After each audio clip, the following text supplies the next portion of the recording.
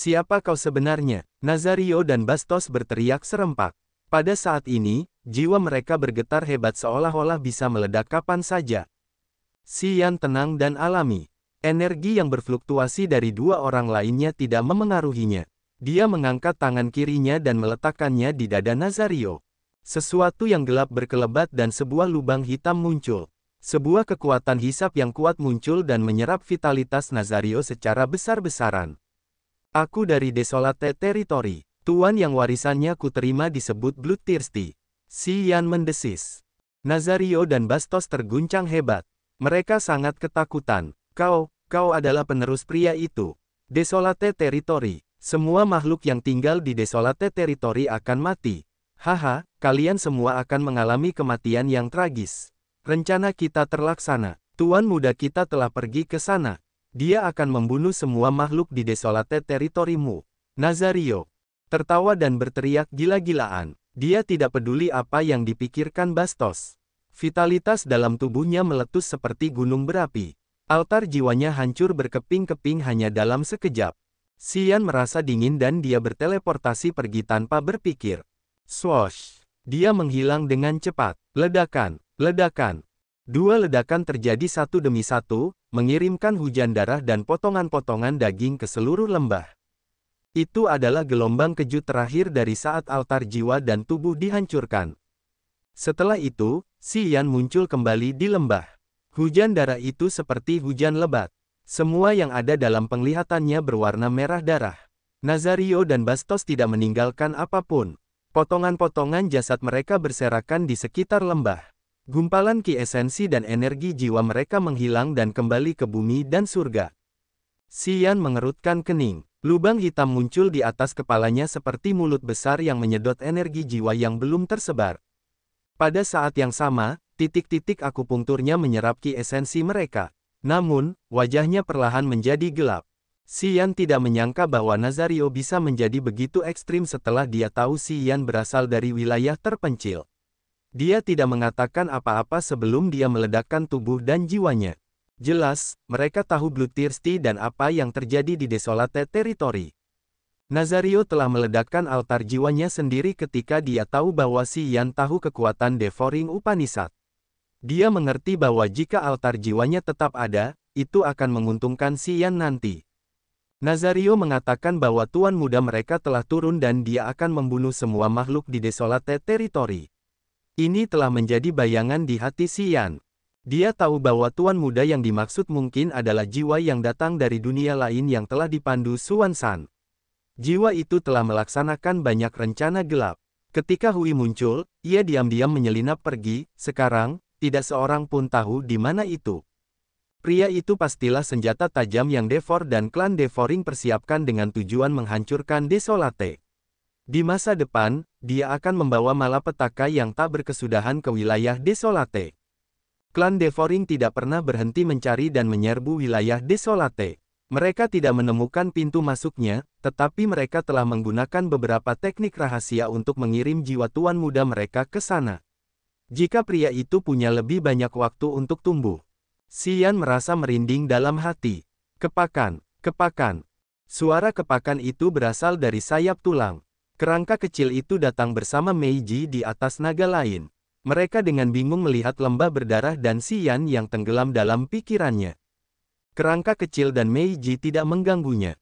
Mata cerah Meiji berbinar dengan cahaya aneh, wajah cantiknya dipenuhi rasa takut. Nazario dan Bastos berada di langit ketiga alam abadi. Meskipun mereka tidak memiliki banyak energi tersisa, Xian tidak dapat membunuh mereka.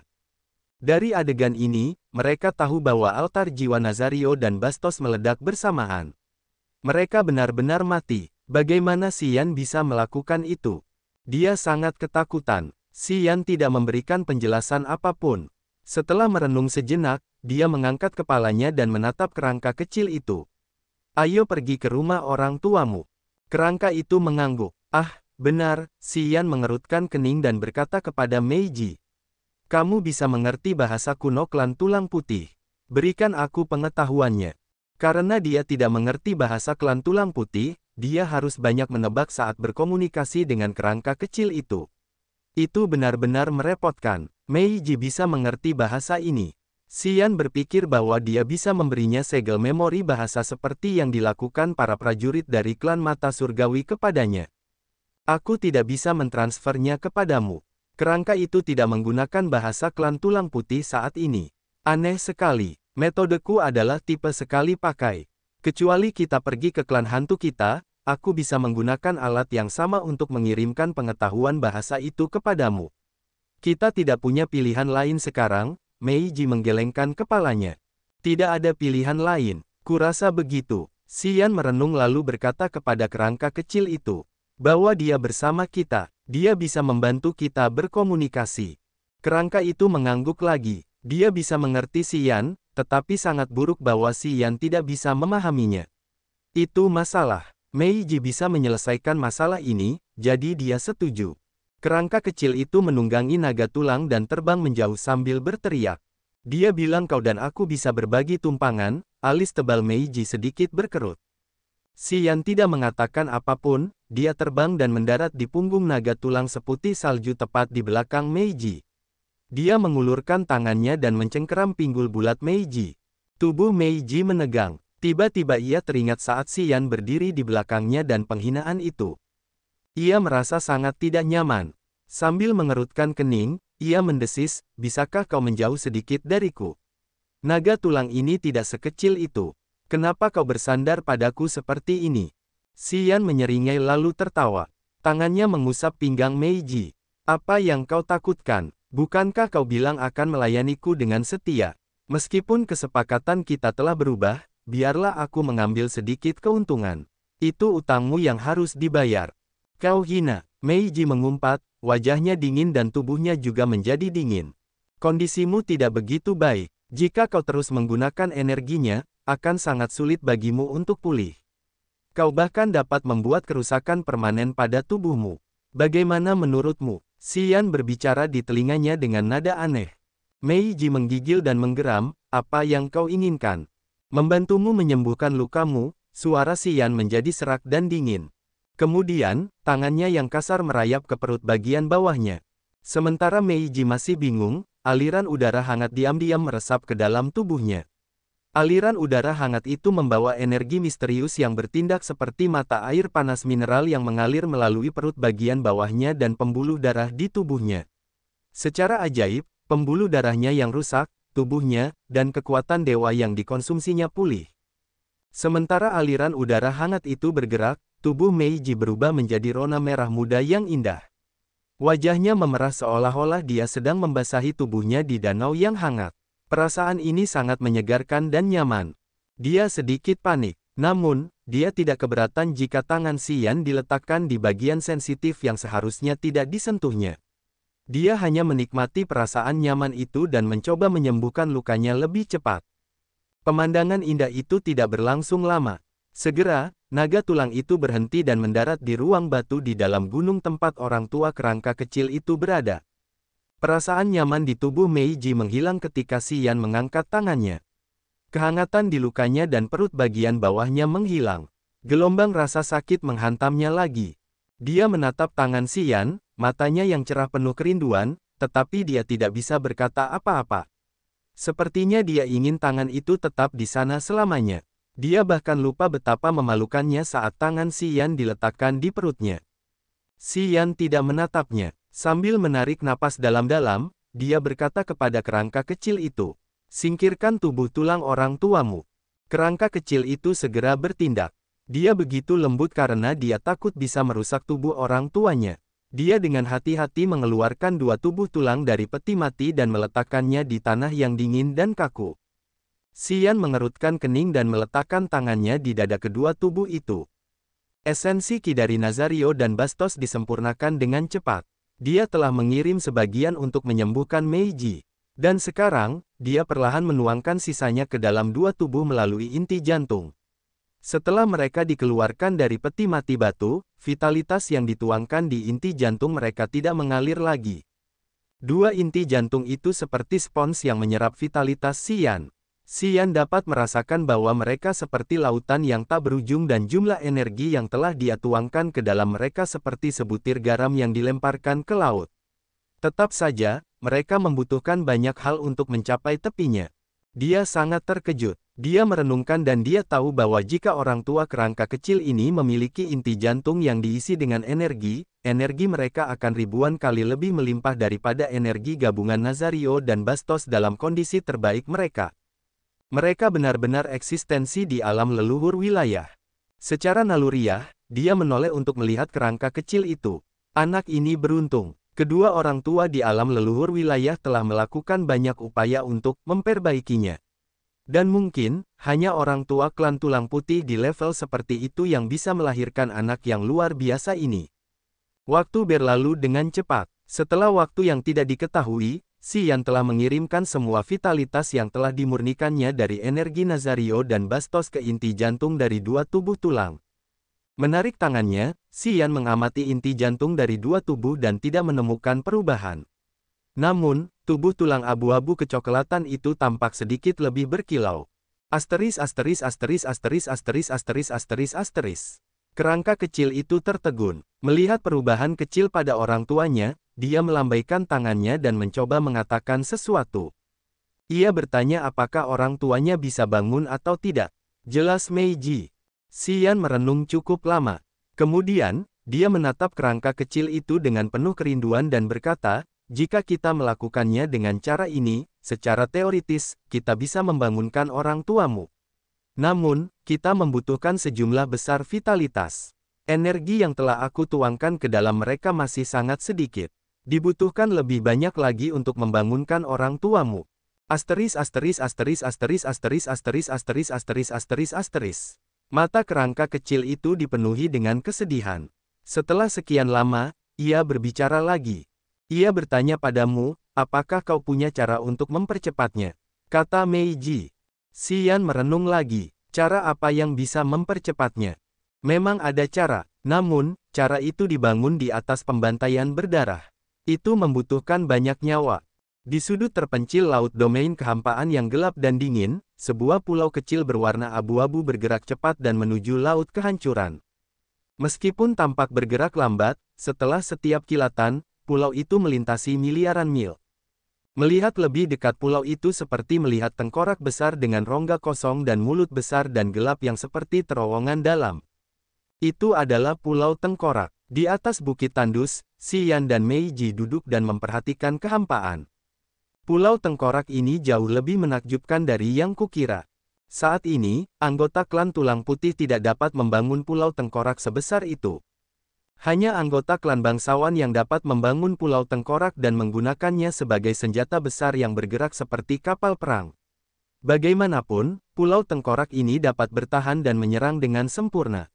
Bahkan dapat memanggil budak tulang. Aku belum pernah mendengar tentang senjata yang luar biasa seperti itu sebelumnya. Meiji tidak tampak sangat pucat. Dia perlahan pulih. Namun, dia masih membutuhkan banyak waktu untuk pulih ke kondisi terbaiknya.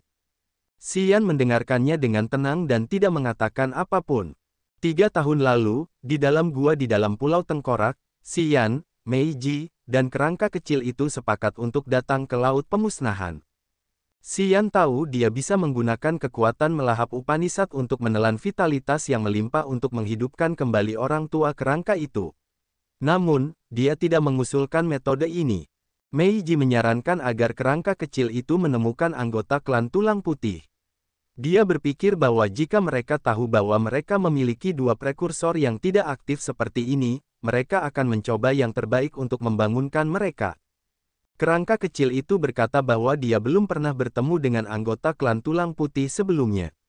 Setelah dia lahir, dia selalu tinggal dan mengawasi Pulau Tengkorak. Pulau Tengkorak itu misterius. Jika mengaktifkan pertahanannya, itu bisa mencegah kesadaran jiwa mendeteksinya atau menjadi tidak terlihat. Kekuatannya seperti energi gelap. Dalam beberapa tahun terakhir ini, kerangka kecil itu selalu melindungi orang tuanya di sini. Jauh di dalam jiwanya, orang tuanya telah meninggalkan pesan sebelum mereka meninggal. Mereka memintanya untuk tidak menghubungi orang lain sebelum bisa mencapai alam leluhur wilayah.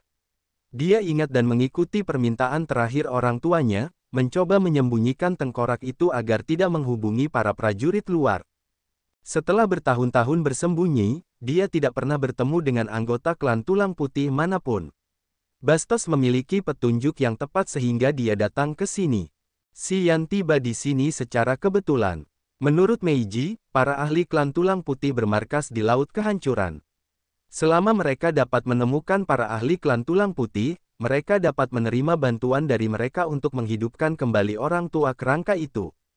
Xian mengetahui tentang lautan pemusnahan melalui kompas bintang fantasi surgawi. Ketika dia dan Audrey berpisah, dia menyuruhnya untuk bertemu di lautan pemusnahan. Karena itu, dia juga ingin pergi ke sana. Meiji adalah salah satu pemimpin klan hantu yang bermarkas di lautan pemusnahan. Sebelum dia pergi ke Bintang Kadal Naga, dia selalu ada di sana. Dia datang ke Bintang Kadal Naga untuk merekrut suku air dan menukarnya dengan pelet abadi Kadal Naga leluhur. Setelah semuanya beres, dia harus kembali ke lautan pemusnahan. Karena mereka memiliki tujuan yang sama, setelah mereka sepakat satu sama lain, kerangka kecil itu mengikuti arahan Meiji untuk mengemudikan Pulau Tengkorak. Pulau itu sekarang menjadi kapal perang terapung yang menuju ke lautan pemusnahan. Xian membelai kompas bintang fantasi surgawi. Tusiki dari klan langit misterius telah memberinya kompas yang luar biasa. Kompas itu tidak hanya memiliki penanda khusus tetapi juga memiliki pengukuran waktu. Sudah 3,5 tahun sejak dia berpisah dengan Audrey. Tampaknya sudah lama sekali. Akan tetapi, bagi prajurit di wilayahnya, itu hanya sekejap mata. Kompas bintang fantasi surgawi menunjukkan arah dan memberikan pengenalan singkat tentang Laut Pemusnahan. Laut Pemusnahan adalah salah satu zona perdagangan besar bagi makhluk-makhluk di wilayah Laut Kehampaan. Lagi pula, itu mirip dengan pasar besar. Para ahli dari banyak klan sering mengunjungi tempat ini. Akan tetapi, tidak ada deskripsi terperinci tentang tempat ini. Bagaimanapun, kompas bintang fantasi surgawi hanyalah sebuah kompas. Yang lebih penting adalah kompas itu menunjukkan lokasi dan waktu yang tepat. Sejujurnya, ini pertama kalinya aku datang ke wilayah Laut Kehampaan. Pengetahuanku tentang wilayah Laut Kehampaan tidak terlalu luas.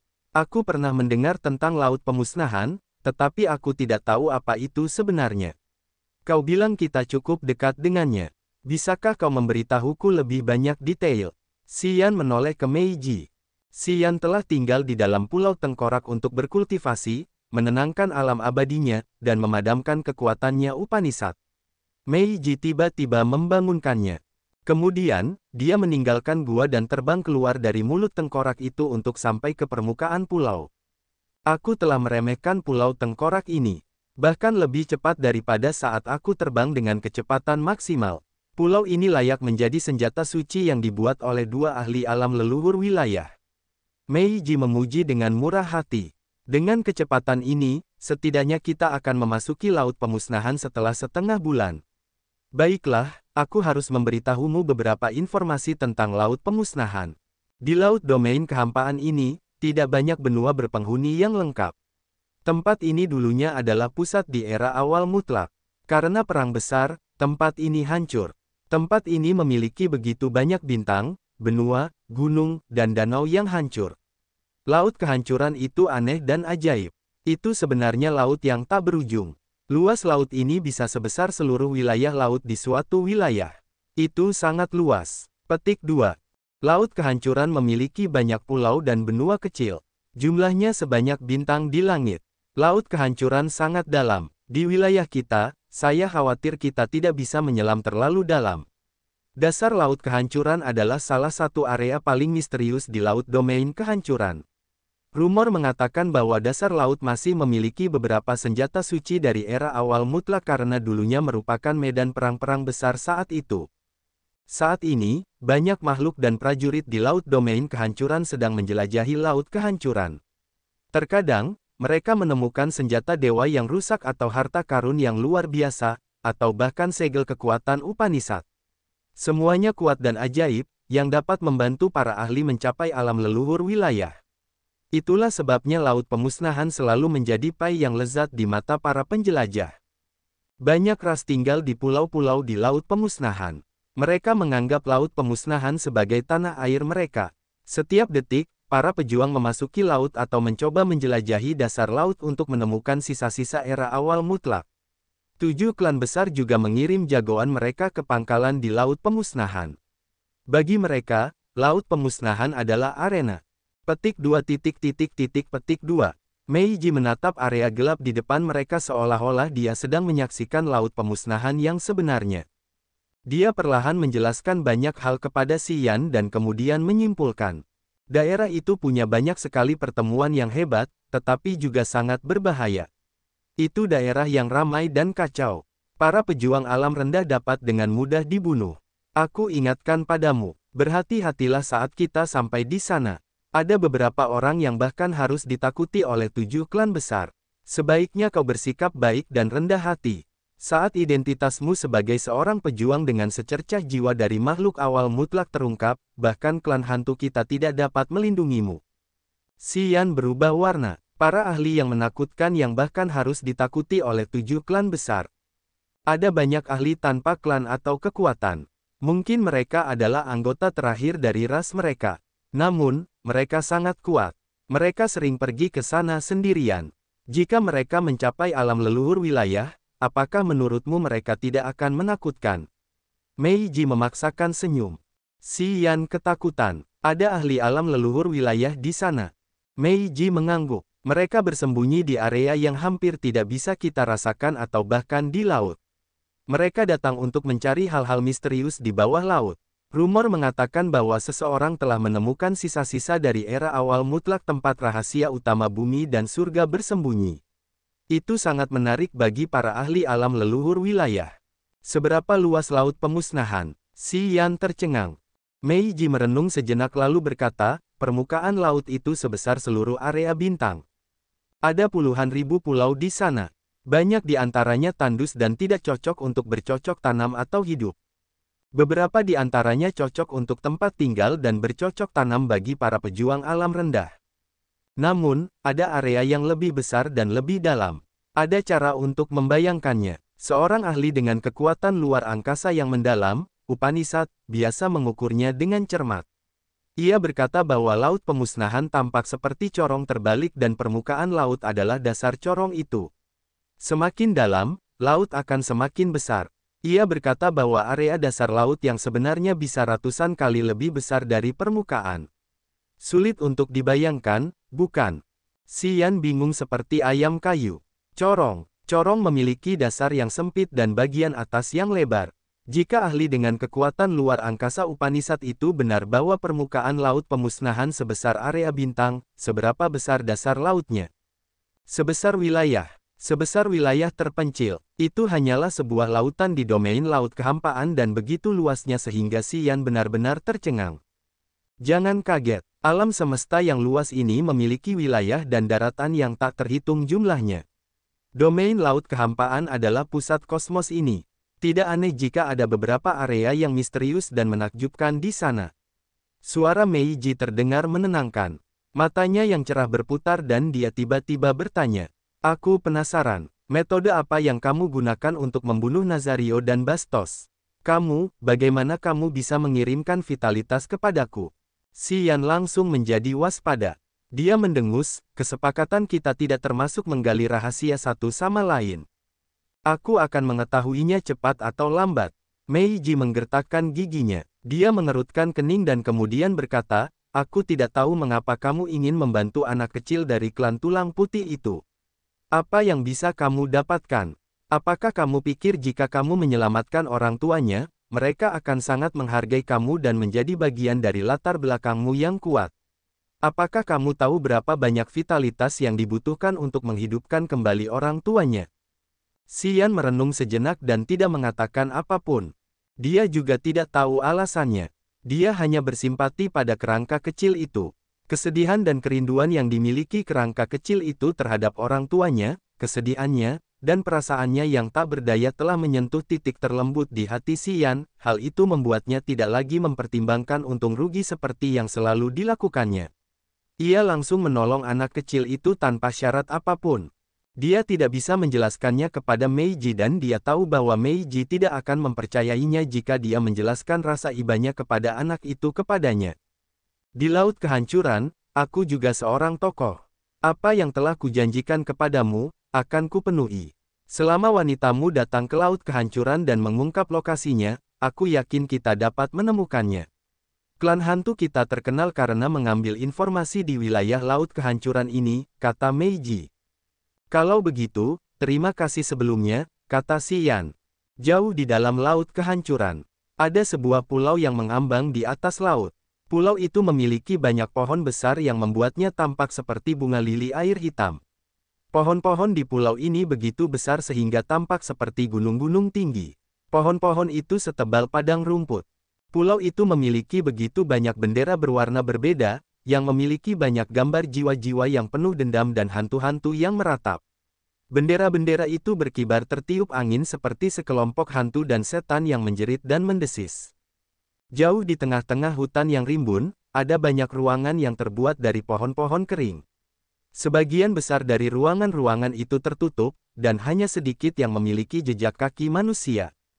Pada saat ini, seorang prajurit klan jiwa sedang berlutut di depan pintu sebuah pondok dan berbicara dalam bahasa klan jiwa untuk melaporkan, "Guru, kami mendapat berita." "Masuklah," suara laki-laki pikun keluar dari ruangan itu. Prajurit klan jiwa itu dengan hormat melangkah masuk. Itu adalah ruangan polos dengan lebih banyak bendera di dinding. Semua bendera brokat di sini memiliki gambar-gambar hantu-hantu yang meratap dan jiwa-jiwa yang penuh dendam. Sama seperti kekuatan utama Upanishad dari klan jiwa, mereka merasa gelap dan mengerikan.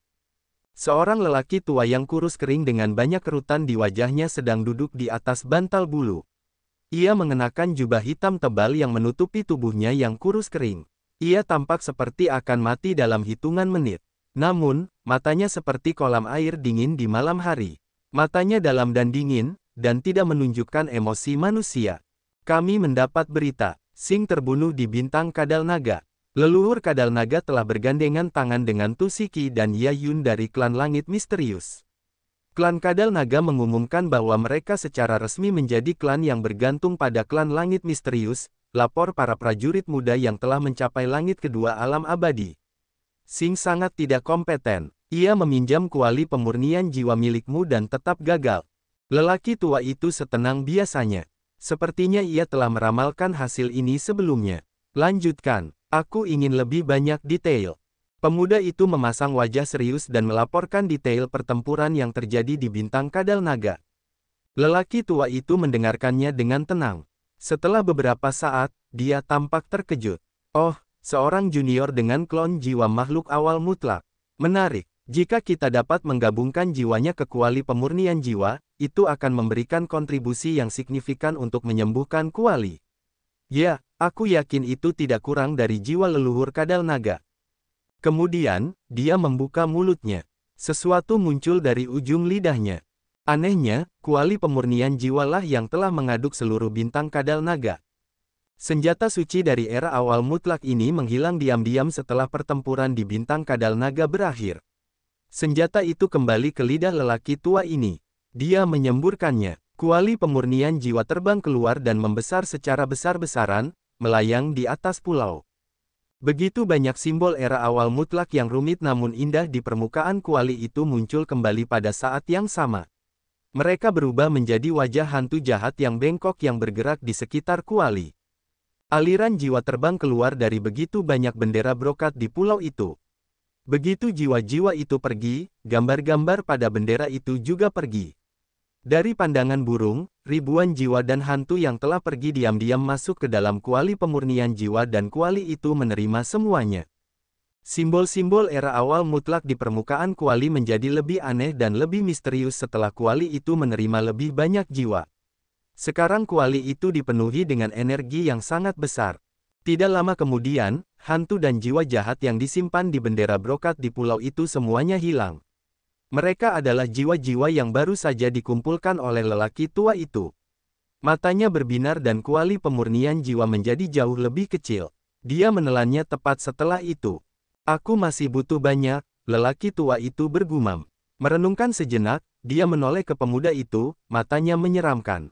"Tate, kau tahu mengapa aku datang ke laut pemusnahan kali ini? Kau telah berada di daerah ini selama bertahun-tahun. Kau seharusnya tahu apa yang harus dilakukan untuk memuaskanku." Pemuda dari klan jiwa menggigil dalam hati. Dia memasang wajah serius dan berkata cepat, "Guru, jangan khawatir. Aku tahu apa yang harus dilakukan. Kau butuh perang dan kematian. Begitulah caramu mengumpulkan jiwa-jiwa. Aku akan melakukannya. Lelaki tua itu menyeringai puas, seringainya jahat dan eksentrik. Kau muridku yang baik. Bagaimanapun, tidak mudah untuk memicu perang di Laut Kehancuran. Bahkan jika kita, klan jiwa, ingin melakukan itu, kita akan membutuhkan alasan atau alasan.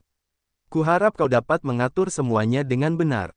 Jangan biarkan klan lain mengejar kita. Mereka akan mengatakan klan jiwa kita melanggar aturan. Panglima Jenderal kita dibunuh. Itu bukan alasan yang buruk. Aku akan mengurusnya, kata Tate. Orang tua itu mengangguk dan kemudian melihat ke tanah di bawahnya. Sepertinya matanya dapat menembus pulau untuk melihat sesuatu di laut. Ingat, jangan ganggu orang tua aneh di bawah sana. Kalau tidak, itu akan sangat merepotkan. Dimengerti. Tanda pisah tanda pisah tanda pisah tanda pisah tanda pisah tanda pisah tanda pisah tanda pisah tanda pisah tanda pisah tanda pisah tanda pisah tanda pisah. Sebuah pulau kecil yang mengapung di sudut terpencil Laut Kehancuran mengalami badai petir yang menghancurkan tempat itu sepanjang tahun. Rupanya, itu bukan pulau yang baik untuk ditinggali makhluk hidup. Para prajurit alam rendah menguburkan tubuh mereka di sini. Mereka harus mencapai alam abadi untuk tetap utuh di pulau ini. Audrey berdiri sendirian di sebuah gunung tandus di pulau itu dan memandang jauh. Dia telah tiba di Laut Kehancuran 6 bulan yang lalu. Tepat setelah dia tiba, dia memutuskan untuk memilih pulau terpencil untuk ditinggali. Daerah ini memiliki kondisi yang keras dan hampir terisolasi. Tidak banyak orang yang akan memperhatikan pulau ini. Setelah mereka berpisah, dia mengikuti arahan Tusiki untuk datang ke Laut Kehancuran sendirian. Dia telah menghadapi beberapa bahaya di jalan. Dia telah membunuh semua prajurit yang telah mendekatinya dengan upaya jahat. Dia telah mencapai langit ketiga alam dewa yang baru mulai. Setiap hari, dia membuat kemajuan yang baik. Selain itu, dia masih memiliki pelet abadi. Jika dia punya cukup waktu, dia bisa segera mencapai alam abadi. Karena dia telah menyatu dengan jiwa Ming Hong dan mengambil 7 jiwa brutal Sing, dia telah mengumpulkan pencapaian seperti itu. Dia juga memahami teknik kultivasi klan jiwa. Klan jiwa adalah ras aneh yang terutama mengolah altar jiwa. Pemahaman mereka tentang altar jiwa telah melampaui banyak klan besar lainnya. Imperial Dark Tribe dikabarkan sebagai klan yang diciptakan Desolate dengan klan jiwa sebagai modelnya. Suku kegelapan kekaisaran memiliki ciri fisik dan logam yang mirip dengan klan jiwa. Bahkan teknik kultivasi mereka pun mirip. Tusiki menghadiahkan jiwa-jiwa klan jiwa kepadanya dan Sing adalah panglima umum klan jiwa. Setelah memurnikan jiwa-jiwa tersebut, Audrey kini memiliki pemahaman yang mendalam tentang kekuatan altar jiwa Upanishad klan jiwa. Alamnya dapat meningkat dengan cepat. Ming Hong dan jiwa-jiwa brutal tersebut dapat menggantikan kekuatannya yang tidak mencukupi. Mereka adalah sumber energinya. Untuk menerobos alam, para prajurit perlu mengumpulkan energi dan mengembangkan pemahaman yang lebih dalam tentang kekuatan Upanishad. Ketika keduanya tidak menjadi masalah, wajar saja jika Audrey dapat menjadi lebih kuat dengan cepat. Pikiran Audrey berkelebat dan begitu banyak jiwa muncul darinya. Gugusan hantu ini terdiri dari ribuan jiwa dan hantu yang penuh kebencian. Mereka berkumpul dalam kelompok-kelompok, yang sangat besar dan menakutkan. Ming Hong, jiwa yang brutal, adalah penguasa jiwa-jiwa tersebut. Ia berubah menjadi wujudnya saat ia masih hidup, yaitu seorang tetua suku kegelapan kekaisaran. Pintu masuk ke wilayah kita berada tepat di bawah arus di dasar Laut Kehancuran. Itu memang daerah yang terisolasi. Tahun itu, aku melewati pintu masuk itu dan tersesat di tepi dasar Laut Kehancuran. Saat aku keluar, aku berada di daerah lain. Audrey mengerutkan kening. Setelah kau pergi, ada banyak orang di alam abadi di wilayah terpencil kita. Mereka juga bisa pergi ke domain Laut Ketiadaan melalui pintu masuk wilayah. Namun, mereka tidak pernah bertemu makhluk apapun di domain Laut Ketiadaan. Apakah menurutmu itu aneh? Menurutmu, Laut Ketiadaan benar-benar luas dan banyak sekali makhluk yang datang ke sini. Bagaimana mungkin mereka tidak bertemu satupun dari mereka? Ming Hong memaksakan senyum. Karena kita salah dan mereka yang datang kemudian juga mengambil jalan yang salah. Audrey tampak seolah ingin meminta informasi lebih lanjut. Mungkin kau tidak bisa membayangkannya. Sebenarnya, Laut Kehancuran terhubung dengan wilayah terpencil kita. Pintu masuk ke wilayah itu tepat di perbatasan. Pintu masuk adalah tempat wilayah kita bertemu dengan domain laut kehampaan. Ada lautan luas di kedua sisi penghalang. Kita harus melewati lautan untuk mencapai domain laut kehampaan. Selain itu, saat kita melewati lautan, kita akan bertemu sungai yang mengarah ke lautan besar yang mengerikan. Ming Hong melihatnya bingung, jadi dia mengangkat tangannya untuk mengumpulkan sekelompok jiwa untuk membuat sketsa peta. Awalnya, dia menggambar lautan besar. Dari laut sebagai pusat, dia menggambar lebih banyak sungai, yang terhubung ke laut besar. Sungai-sungai itu mengalir ke laut kehancuran. Dalam beberapa aspek, sungai-sungai itu merupakan bagian dari laut kehancuran. Setelah kita melewati pintu masuk wilayah, kita tidak perlu mengikuti sungai ke laut kehancuran. Tidak seorang pun berhasil mencapai dasar laut domain laut kehancuran karena mustahil untuk melakukannya. Kami tidak dapat menahan tekanan air yang mengerikan di bawah laut. Dalam perjalanan, kami mengambil cabang yang mengarah ke area lain yang jauh dari laut kehancuran. Itu adalah area yang relatif aman di domain laut kehancuran. Bagaimanapun, itu adalah area terpencil tempat kami jarang melihat jejak kaki. Area tempat saya tiba adalah sudut terpencil domain laut kehancuran, yang cukup jauh dari laut kehancuran. Tidak banyak makhluk yang hidup di sana. Saya pikir para pejuang lain dari wilayah kehancuran datang ke sini setelah saya juga tiba di area terpencil tempat tidak ada jejak kaki. Hanya satu ahli yang mengambil jalan yang benar begitu dia memasuki domain laut kehancuran. Dia berhasil melewati dasar laut-laut kehancuran dan muncul di permukaan laut kehancuran. Ming Hong memasang wajah aneh. Siapa dia? Tanya Audrey. Haus darah. Dia adalah satu-satunya yang mengikuti rute yang benar melalui sungai menuju dasar laut-laut kehancuran setelah melewati pintu masuk wilayah karena kekuatan dan wilayahnya cukup untuk menahan tekanan air yang mengerikan di sana. Dia menemukan cara yang ideal dan muncul dari dasar laut ke permukaan. Dia muncul di area laut domain kehancuran yang ramah dan ramai. Ming Hong menunjukkan rasa hormatnya dan mendesah, aku tahu ini melalui penelitian Xing. Aku tahu dia ada di sini untuk waktu yang singkat. Klan Devouring pernah bertarung melawannya sekali. Dia telah membunuh banyak dari mereka. Dia bahkan bertarung melawan Hantian dari klan Langit Misterius. Kudengar dia menang. Namun, Xing tidak tahu identitas aslinya. Bloodthirsty telah menaklukkan suku kegelapan kekaisaran kita dan menghentikan kita dari berkembang selama 10.000 tahun. Bagaimanapun, dengan kompetensinya, dia telah menduduki wilayah kita. Audrey juga menghormati ahli itu. Aku tahu lokasi pintu masuk wilayah itu. Aku bisa membawamu keluar dari sini dan kembali ke wilayah Desolate. Aku telah menunggu hari itu.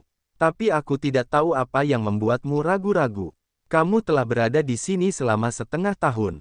Apa yang kamu tunggu? Ming Hong tidak tahu apa-apa. Aku sedang menunggu seorang pria. Dia dan aku akan kembali bersama, jawab Audrey. Itu adalah lautan yang luas dan tak bertepi tanpa lapisan awan dan atmosfer. Ada pecahan bintang dan asteroid, dan ledakan mematikan yang mengerikan.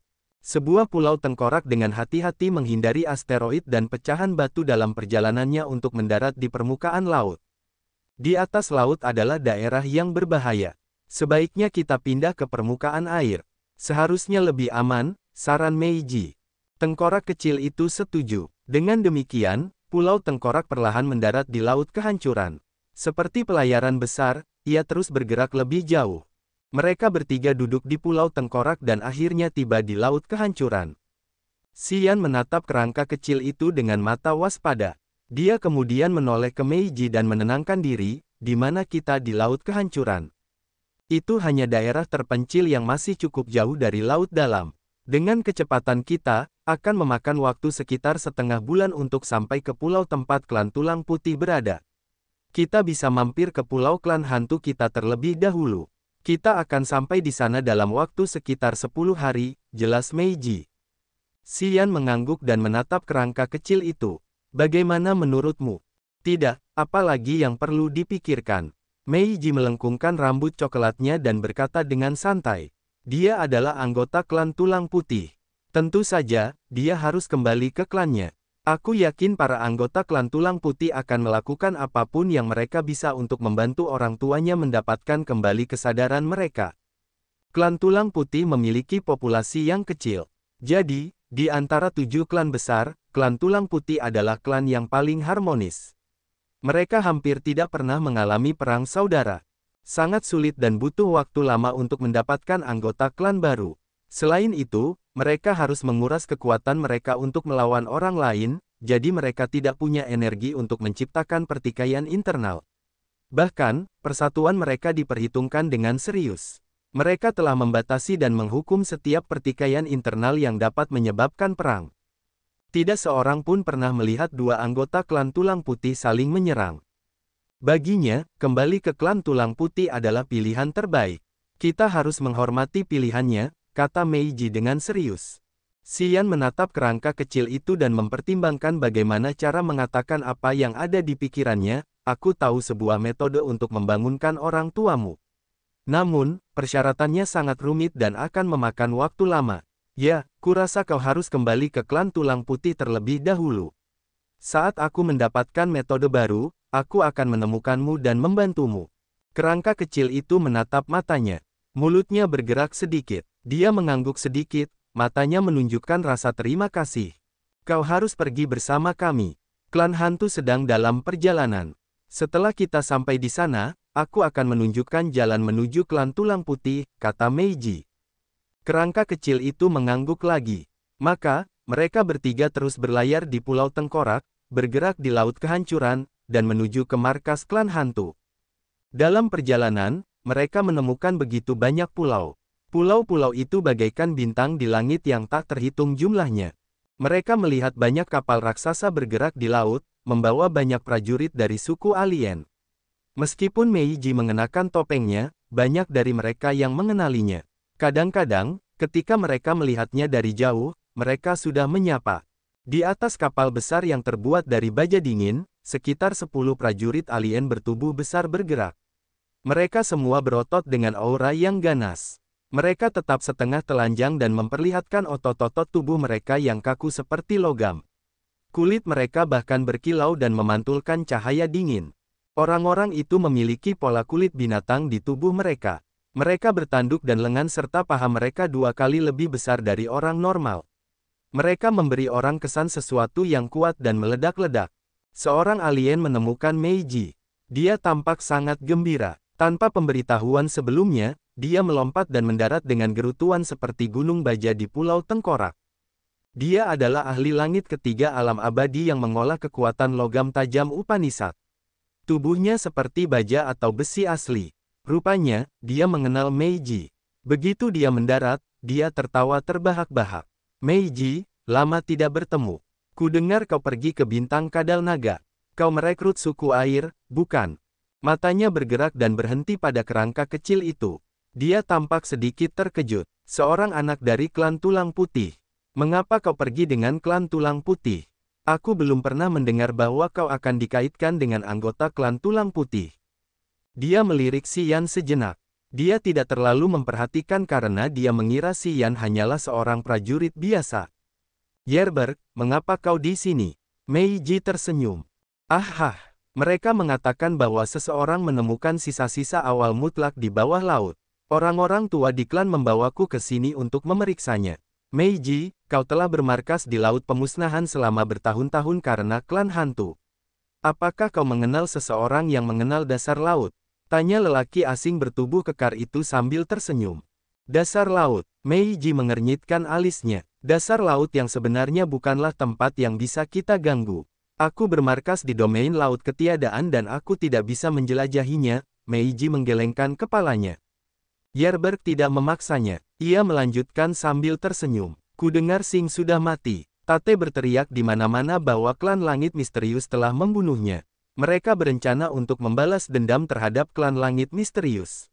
Aku khawatir laut kehancuran ini akan menjadi kacau lagi. Kau harus berhati-hati. Kudengar juga kau bergabung dalam acara itu di bintang Kadal Naga. Tate, Meiji mencibirkan bibirnya. Apa yang dia pikir dia lakukan? Dengan wilayahnya, apa pengaruh yang bisa dia bawa ke Laut Pemusnahan? Dia tidak ingin hidup lebih lama karena dia mencoba mengaduk laut. Tate hanya memiliki basis kultivasi langit kedua alam abadi. Memang benar dia tidak bisa membangkitkan angin. Tapi bagaimana jika gurunya juga ada di sini? Yerberg hampir berteriak. Meiji berubah warna. Apa? Orang tua aneh itu datang ke laut pemusnahan. Mungkin itu terkait dengan sisa-sisa awal mutlak di bawah laut pemusnahan. Siapa tahu, ngomong-ngomong, dia ada di laut pemusnahan sekarang.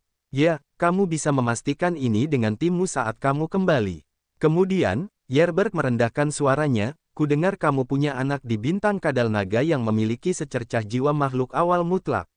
Apakah kamu memurnikannya? Katakan dengan jujur, apakah kamu sudah mencapai hambatan untuk menerobos ke alam leluhur wilayah? Meiji meringis dan menatap Yerberg dengan dingin.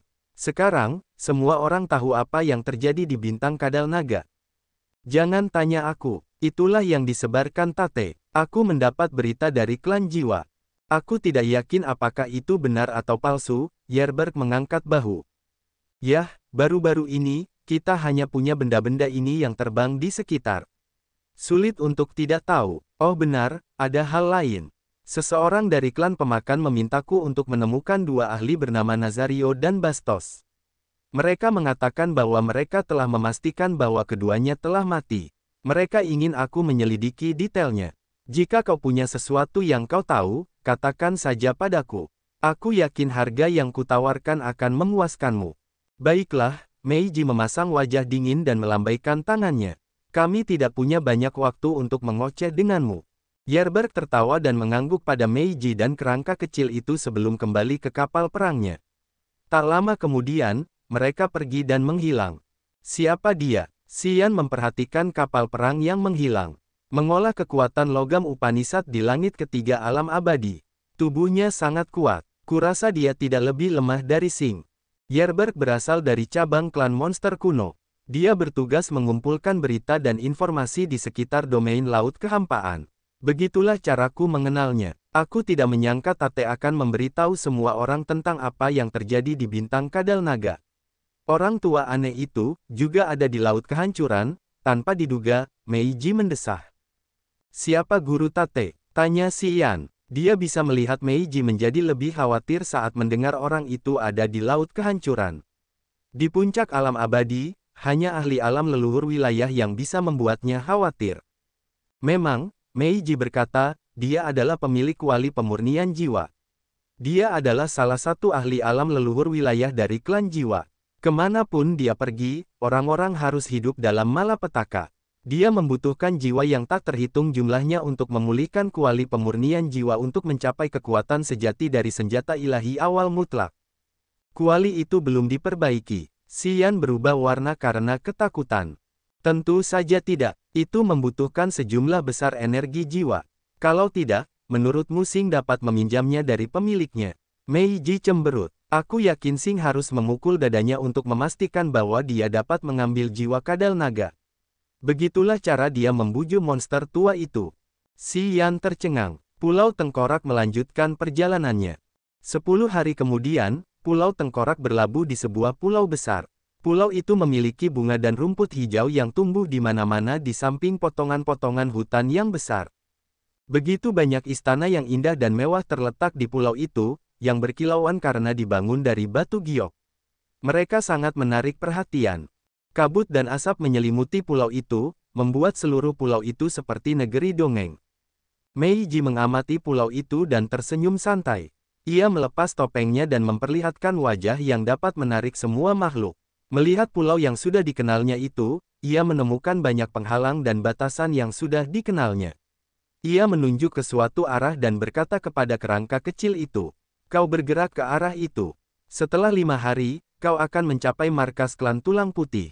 Itu juga Pulau Tulang, mudah dikenali." Kerangka kecil itu enggan, menatap Xian dalam-dalam di matanya. Xian berpikir sejenak lalu berkata, "Aku butuh waktu untuk menyiapkan sesuatu untuk membangunkan orang tuamu. Sebenarnya, aku butuh waktu lama. Kita tidak bisa terburu-buru. Aku setuju denganmu, kapanpun aku selesai, aku akan pergi ke sana untuk mencarimu." Kerangka kecil itu mengangguk. Ia tidak banyak bicara, mengusir Pulau Tengkorak dan menghilang. Meiji memperhatikan sampai Pulau Tengkorak menghilang dari pandangannya. Dia merenung dan kemudian berkata, "Aku tidak tahu apa yang akan kau lakukan untuk membangunkan orang tuanya, tetapi aku dapat memberitahumu bahwa, bahkan jika dia kembali ke klan Tulang Putih, dengan kekuatan mereka di klan Tulang Putih, mereka tidak dapat membangunkan orang tuanya. Mereka adalah dua ahli alam leluhur wilayah. Untuk mengisi kembali energi yang hilang, energi yang dibutuhkan lebih dari apa yang dapat kau bayangkan. Sebaiknya kau singkirkan fiksasi itu. Lagi pula, kau tidak mengenalnya. Kau tidak perlu melakukan sesuatu untuknya. Aku tahu apa yang kulakukan, Xian muak. Meiji mendengus dan tidak membujuknya lebih jauh. Ikuti aku. Teratai salju muncul di telapak tangannya. Ketika teratai itu mekar, lapisan kabut di atas pulau itu perlahan menghilang. Penghalang dan batasan yang tak terlihat pun terangkat. Xian mengikutinya ke pulau yang penuh bunga. Matanya berbinar saat mengamati sekelilingnya. Setelah Yerberg berpisah dengan Meiji, kapal perang besinya yang dingin bergegas kembali ke markas klan monster kuno di Laut Pemusnahan. Itu juga sebuah pulau besar. Dia langsung pergi ke bagian dalam gunung di pulau itu. Di dalam gunung itu, ada negeri dongeng lain dengan jalan setapak batu diagonal di mana-mana yang mengarah ke banyak bangunan batu yang luas. Yerberg tidak mengatakan apa-apa dan langsung berjalan ke salah satu bangunan batu itu untuk memeriksa sesuatu. Tak lama kemudian, dia menemukan sebuah gambar. Tanpa diduga, itu adalah potret Xian. Yerberg tersenyum tipis. Itu memang anak itu. Saat dia berbicara dengan Meiji, dia hanya melirik Xian lalu mengabaikannya sepanjang waktu. Namun, dengan tatapan itu, dia bisa menebak identitasnya. Seorang anak dengan secercah jiwa makhluk awal mutlak, tetapi dia hanya memiliki langit pertama alam abadi. Sungguh daging yang besar dan gemuk. Tate setuju untuk membayar harga tinggi untuk mendapatkan kecerdasan itu. Haruskah aku memberikannya padanya? Dia ragu-ragu selama beberapa detik lalu mengambil keputusan sebelum menyeringai. Tentu saja, menghasilkan uang adalah hal yang penting. Aku membalas budi Meiji. Oh benar, si kerangka kecil itu juga. Dia terlibat dengan dua orang yang dicari klan Devoring. Aku mendapat panen yang bagus kali ini. Haha, aku baru saja sampai di Laut Kehancuran dan aku akan mendapatkan bagian yang besar kali ini. Tak lama kemudian, dia menghubungi klan Devoring dan klan Tate of the Soul, memberitahu mereka informasi yang dia dapatkan. Tanda pisah tanda pisah tanda pisah tanda pisah tanda pisah tanda pisah tanda pisah tanda pisah tanda pisah tanda pisah tanda pisah. Nyonya Meiji kembali. Nyonya Meiji pulang. Selamat datang kembali, Nyonya Meiji. Petik 2 petik 2. Di pulau yang dipenuhi bunga ini, kerumunan pria dan wanita cantik bersorak dan tersenyum dengan jujur. Kerumunan ini memiliki pria tampan dengan ketenangan dan ketenangan alami, dan wanita cantik dan menawan.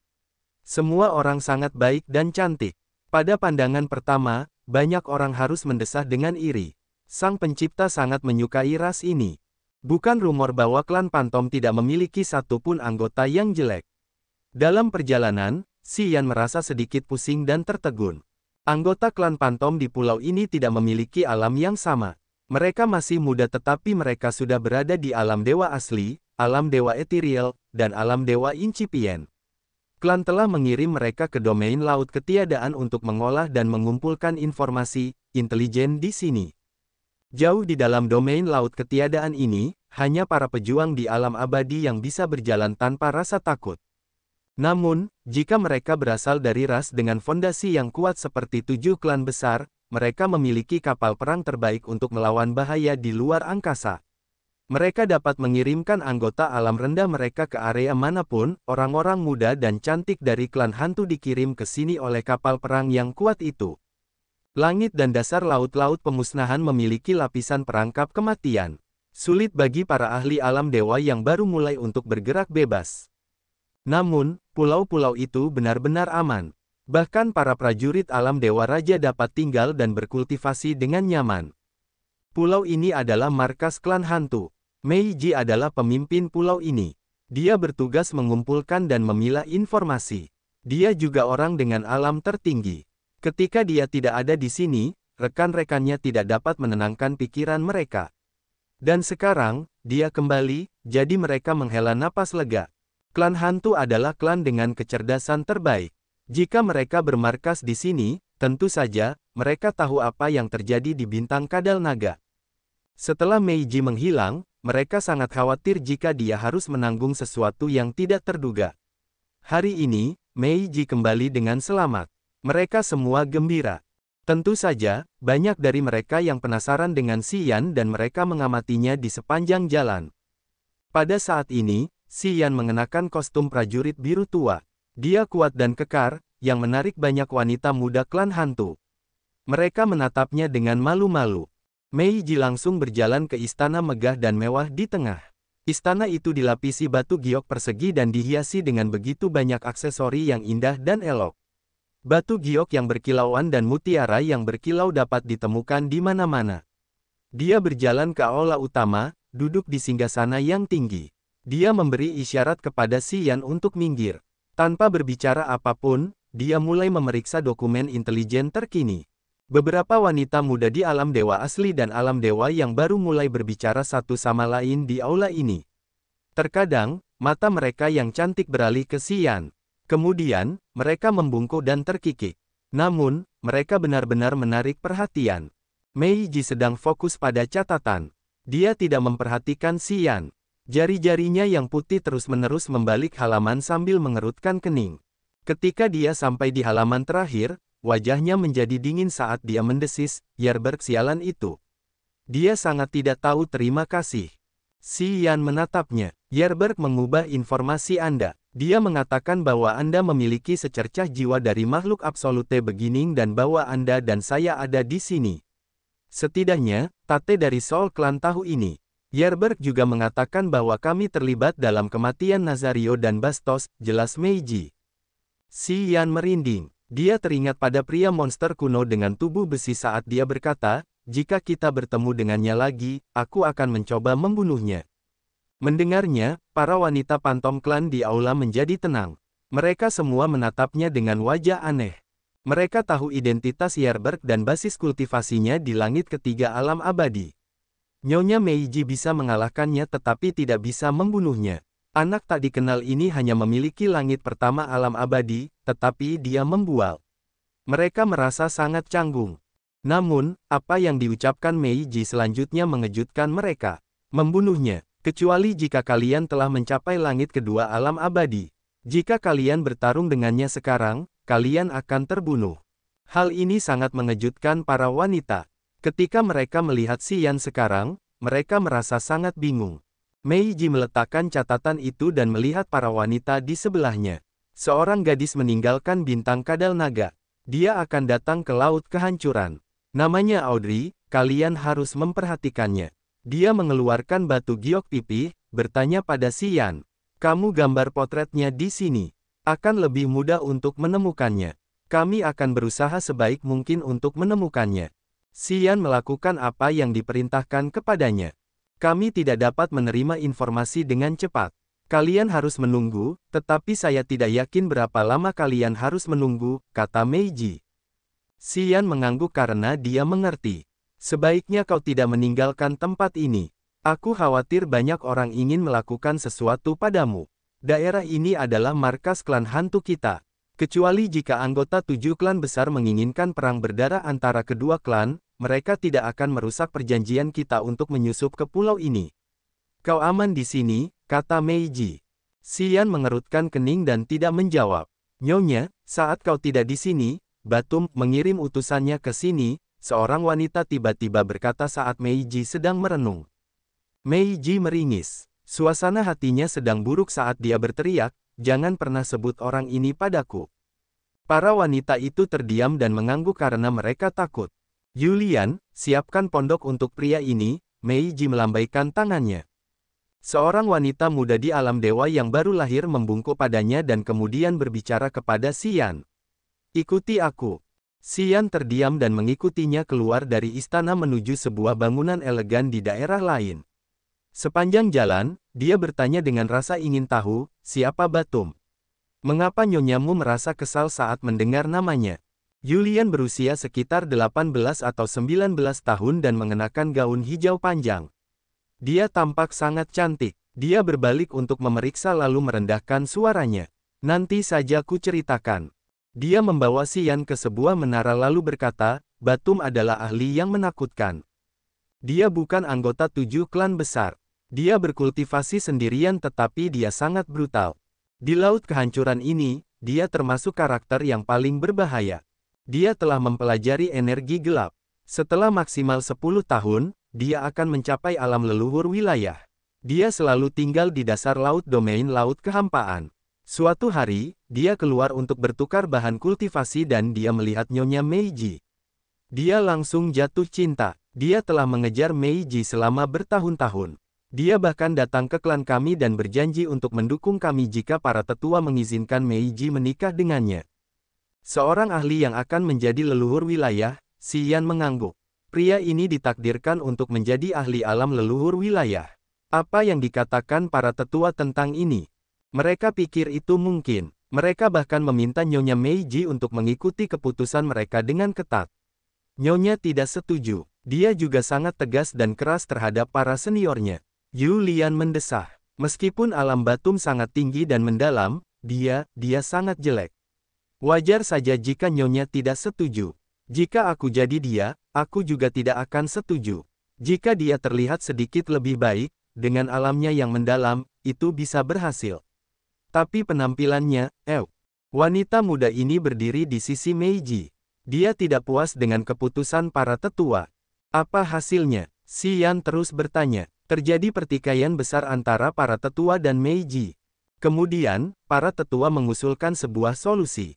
Jika Meiji dapat memasuki wilayah leluhur sebelum Batum, mereka tidak akan memaksanya lagi. Namun jika ia tidak dapat, ia harus setuju dengan mereka. Ia sebenarnya setuju dengan usulan mereka.